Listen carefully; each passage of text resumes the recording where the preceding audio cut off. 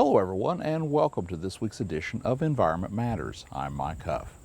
This year's West Virginia Brownfields Conference is going virtual. The conference is an opportunity for community leaders to network and attend seminars on the ins and outs of brownfield redevelopment.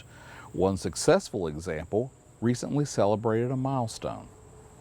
Coalfield Development Corporation is celebrating its 10th anniversary.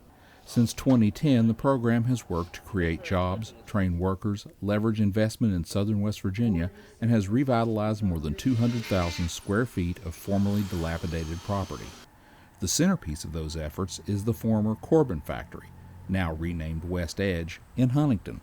Coalfield Development is a family of social enterprises here in West Virginia, and part of our projects like this one here is to focus on how to create opportunities out of former liabilities. Whether that's an old abandoned building or a tract of land that wasn't usable before, we try and figure out ways to catalyze those resources into new opportunities for folks. And a lot of what we focus on is workforce development and training. So overall, we try and use opportunities like this building to be the canvas for folks to learn new trades, new skills to help further their lives. The building is home to a variety of businesses: a clothing manufacturer leveraging recycled fabric, a high-end custom furniture builder using reclaimed wood, the region's largest solar energy installer, and Refresh Appalachia, which focuses on distributing agricultural goods in the area.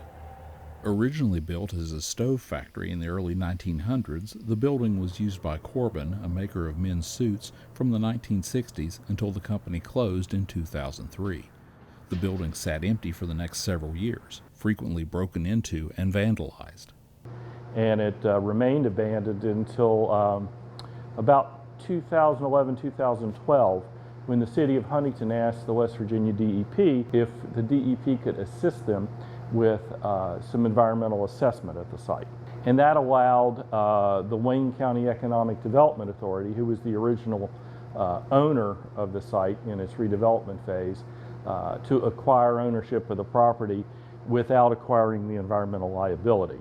A lot of folks had looked at this site before for potential development or repurposing, and it was just sort of this nebulous question mark as to what does it entail, what's the liability there, and so utilizing those assessments helped us to really understand, well, wow, there is a swimming pool out there that we didn't know about, and now we can focus on other areas to develop until we can get that more finalized as a project. And so it really helped us to have a roadmap, I would say, on how we can prioritize different aspects of the building to develop first, and then stage up the more difficult parts later on in the future when we're able to capitalize with more funding.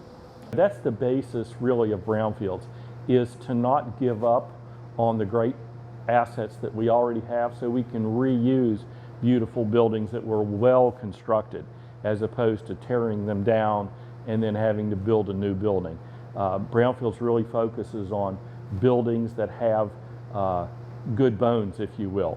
And they're good buildings, they have utilities already in place, they may be near rail or shipping opportunities for things like that. So they're easy to redevelop and they're very attractive, and generally they're also less cost. To find out more about Coalfield Development and the work they do, visit their website, coalfield-development.org. For Environment Matters, I'm Mike Huff. Thanks for watching.